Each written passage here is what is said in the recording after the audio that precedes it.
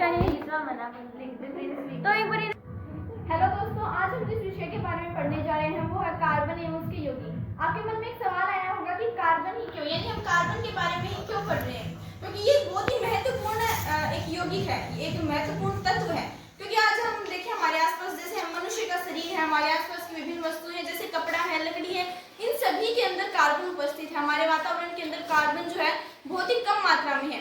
अगर हम बात करें भूगर्भ पट्टी की, तो भूगर्भ पट्टी के अंदर 0.02% कार्बन है, और अगर बात करें हमारे वातावरण की, तो वातावरण में 0.03% कार्बन है।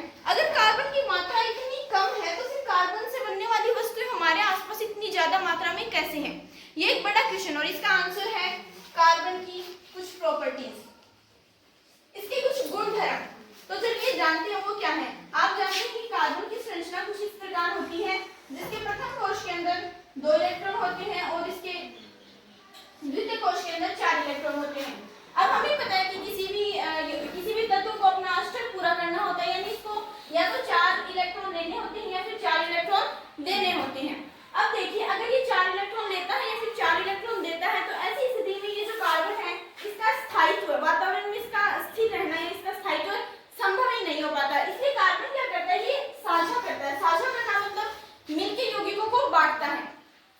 ये था इसका एक गुण। दूसरा गुण इसका ये है कि जो कार्बन होता है उसके पास एक विशेष गुण ये होता है कि कार्बन है वो कार्बन के साथ विभिन्न श्रृंखलाएं बना पाता है।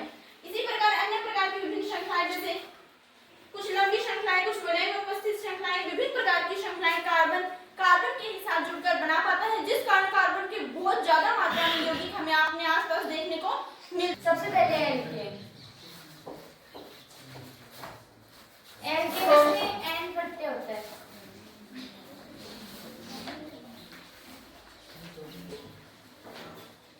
और इसका सामान्य सूत्र होता है CnH2n+2। अब जैसे हम किसी भी मैथ है जिसके 10 होते हैं, उनमें से हम पहला बनाते हैं मैथ। इस सूत्र से हम इसका सूत्र भी बना सकते हैं। जैसे n है ना, इसकी जगह हम ये रख देंगे 1।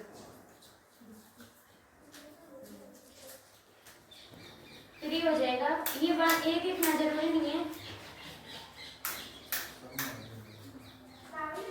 अब हम इसकी संरचना बनाएंगे। इसमें C1 है और H4 है, तो C1 हो गया और ये हाइड्रोजन हो गए, इसके 4। अब ऐसे हम दूसरी H की बनाएंगे।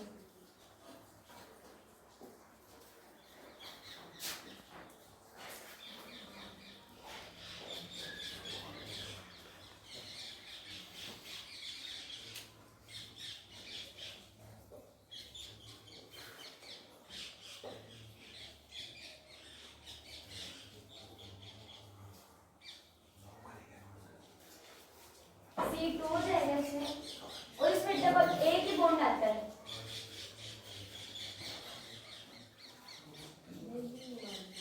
इसमें C2 हो गया तो C2 यहाँ पे हो रहा है, हाइड्रोजन हो जाएंगे 6।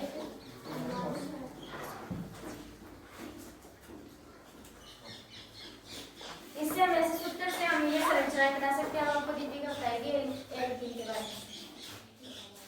जैसे प्रतिभा ने आप एल्केन के बारे में बताया, अब मैं आपको एल्केन के बारे में बताऊंगी।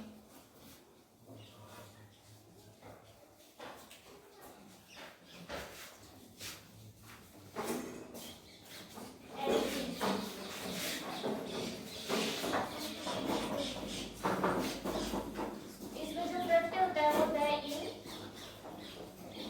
और इसमें इसकी विशेषता, इसमें डबल बॉन्ड आते हैं, और इसका जो सामान्य सूत्र होता है वो होता है CnH2n। सबसे अब हम प्रोब का बनाते हैं, 3 नंबर का बनाते हैं इस सूत्र से, तो C3H6।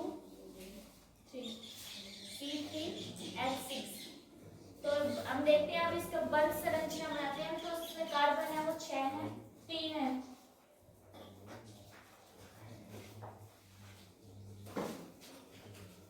अब इसमें हम डबल बॉन्ड लगाते हैं, तो इसमें एक होता है कि इसमें कार्बन के 4 हाइड्रोजन होते हैं, तो 2 तो ये हो गए, एक हम यहाँ पे लगाते हैं, 3 4, 2 इसके यहाँ पे हो गए, एक ये रहा 3, एक ये 4, एक इसका ये रहा, एक यहाँ पे लगाते हैं और एक यहाँ पे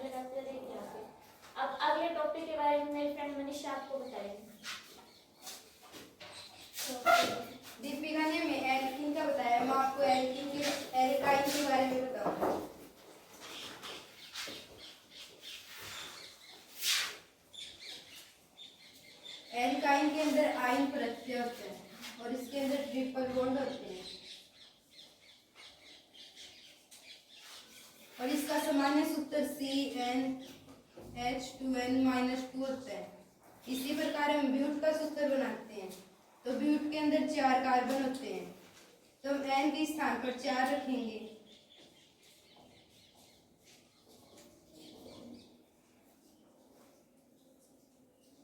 तो ये ब्यूटाइन का सूत्र बन गया।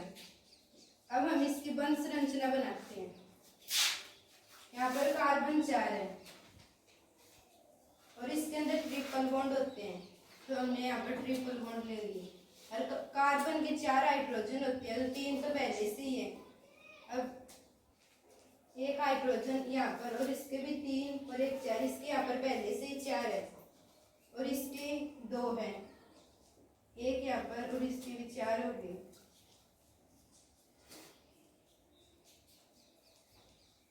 ये ब्यूटाइन की बंध संरचना है। इसी प्रकार हम अनेकों सूत्र बना सकते हैं।